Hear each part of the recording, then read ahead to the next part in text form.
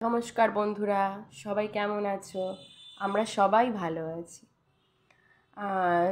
তোমরা তো জানোই শ্রীনিকা হেয়ারিং লস চাইল্ড।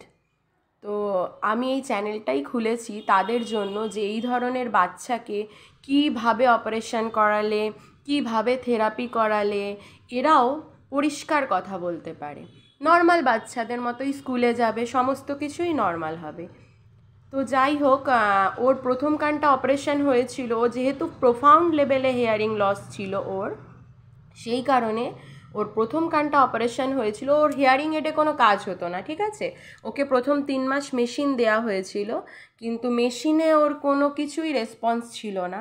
সেই কারণেই ওকে প্রথমে ডান দিকটা অপারেশন করা হয়, ডান কানটা ককলিয়া ইমপ্ল্যান্ট করা হয়। তো ওর প্রথম অপারেশনটা হয়েছিল 2 বছর 3 মাসে।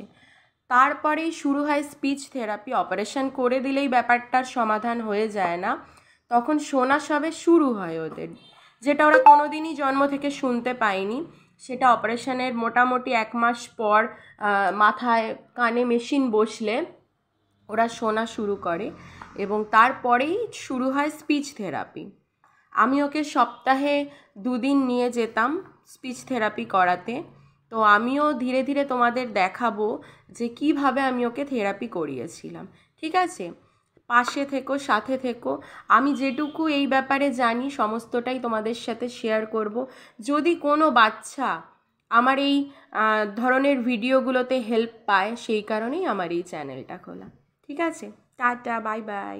দেখো আমি থেরাপি কেরম করে করিয়েছি। প্রথম থেরাপিটা তোমরা দেখতে থাকো। নমস্কার। তুমি এখন থেরাপি করবে? হ্যাঁ। চলো, আমি যা যা বলবো তুমি শুনবে। যদি শুনতে পাও তাহলে রাখবে, ঠিক আছে।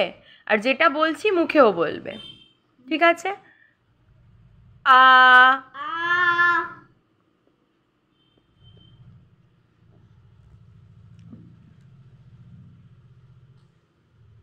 ই ই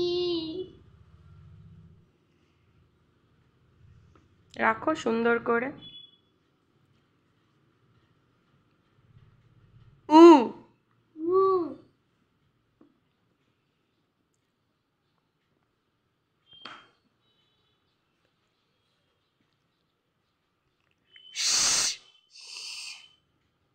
গুড। উ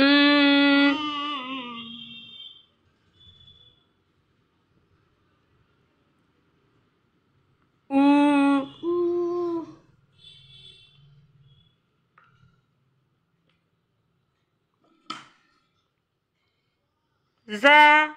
যা। Very good.